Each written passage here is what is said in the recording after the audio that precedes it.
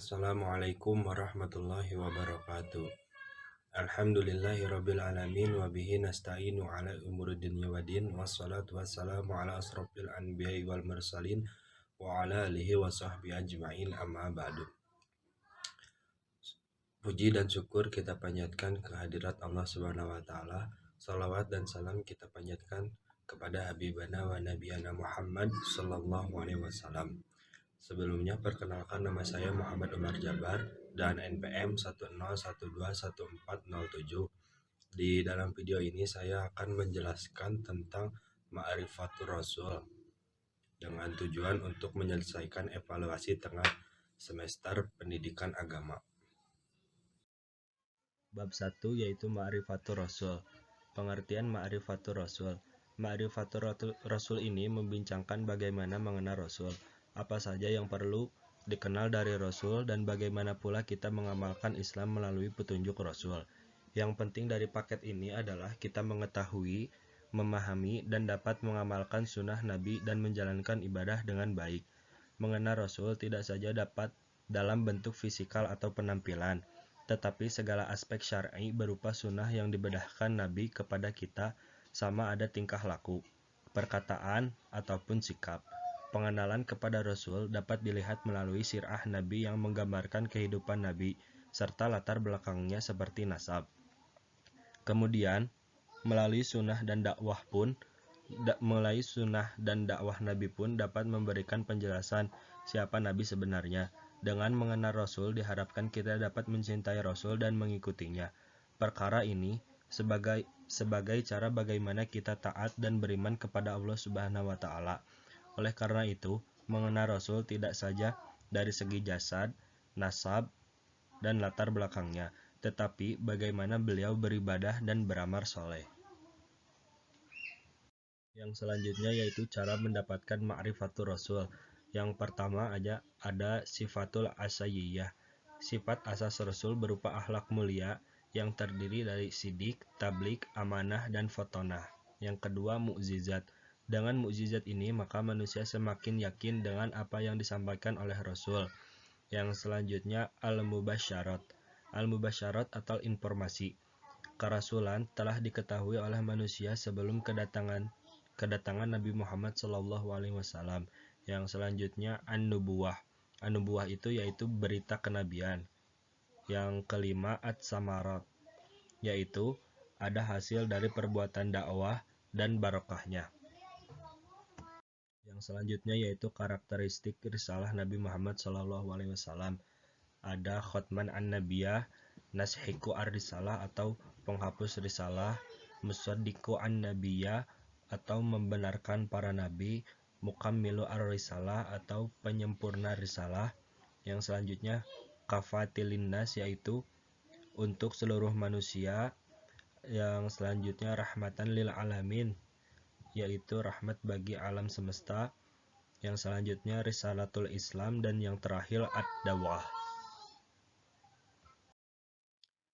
Yang selanjutnya bab 2 yaitu hajatul insan illa rasul. Fitrah yang dianugerahkan Allah Ta'ala kepada manusia diantaranya. Yang pertama, fitrah terhadap wujudul khaliq atau eksistensi kebenaran pencipta. Syekh Muhammad Salatut dalam urayanya tentang adanya naluri berhutan dalam diri manusia, antara lain menerangkan, bila mana manusia sedang dalam kesulitan yang amat sangat, yang telah mengatasi pendengaran, memecahkan pemikiran, dan menghabiskan daya upaya, maka dalam keadaan seperti demikian ia tidak akan menggapai jalan keluar dari kesulitan yang sedang dihadapinya itu, kecuali menyerahkannya kepada Allah Subhanahu wa taala, meminta pertolongan dari kekuasaan, petunjuk, dan rahmatnya. Yang kedua yaitu fitrah untuk ibadatul khaliq atau menyembah beribadah kepada Sang Pencipta. Salah satu bukti yang menunjukkan bahwa ibadah adalah bagian dari fitrah manusia adalah sebagaimana yang kita lihat dari sejarah perkembangan manusia itu sendiri. Yang ketiga yaitu fitrah terhadap al-hayatul munajjamah atau kehidupan yang teratur. Oleh karena itu, manusia sebagai makhluk individu maupun sosial dengan dorongan fitrahnya selalu berupaya menata kehidupannya Ada aturan-aturan dan norma-norma yang dibuat, ada pemimpin dan ada yang dipimpin, ada ketetapan sanksi bagi mereka yang melanggar dan atau sejenisnya. Secara fitrah, manusia setidaknya memiliki 3 sifat dasar. Yang pertama, menyadari kebenaran Rob. Yang kedua, beribadah kepada Sang Pencipta. Karena secara fitrah manusia mengakui keberadaan Pencipta, maka secara fitrah pula sebenarnya manusia memiliki kecenderungan untuk menyembah Penciptanya sebagai wujud syukur atas nikmat kehidupan, rezeki, penjagaan, dan sebagainya. Yang ketiga, mengharapkan keteraturan hidup. Fitrah manusia jugalah yang telah menjadikan manusia mengharapkan kehidupan yang teratur, membenci kesemrawutan, jiwanya tenang dalam aturan dan gusar dalam kekacauan. Dalam bab 3 ada ta'rif Rasul, pengertian Rasul.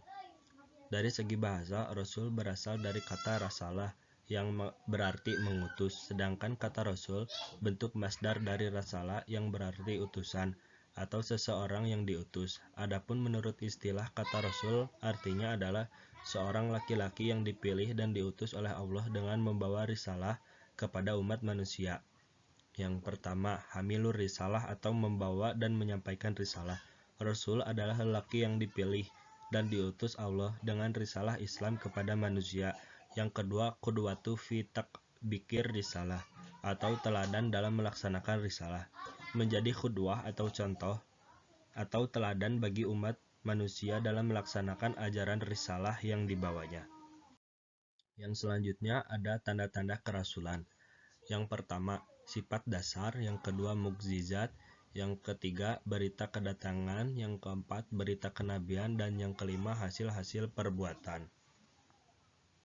Yang selanjutnya di sini ada 4 sifat rasul yang wajib diteladani. Yang pertama ada asidik, benar atau jujur. Semua rasul Allah Subhanahu wa taala tidak pernah berbohong, baik kepada Allah Subhanahu wa taala ataupun kepada manusia. Semua perkataan yang terucap dari mulut rasul selalu benar dan jujur. Yang kedua, al-amanah atau dapat dipercaya. Sifat amanah pada rasul memiliki arti bahwa rasul dapat dipercaya, mulai dari perkataannya hingga perbuatan semuanya dapat dipercaya. Yang selanjutnya at-tabligh atau menyampaikan wahyu Allah Subhanahu wa taala. Semua wahyu yang diberikan oleh Allah Subhanahu wa taala selalu Rasul sampaikan semuanya kepada umatnya. Tidak ada satu wahyu pun yang disembunyikannya. Yang terakhir ada al-fatonah atau cerdas, yang berarti Rasul memiliki kecerdasan yang tinggi. Sifat ini wajib dimiliki oleh Rasul demi memerangi dan mengajak mereka yang masih enggan berjalan di jalan Allah atau di jalan yang benar. Mungkin segitu saja yang bisa saya sampaikan. Kurang lebihnya mohon maaf. Akhirul kalam. Wassalamualaikum warahmatullahi wabarakatuh.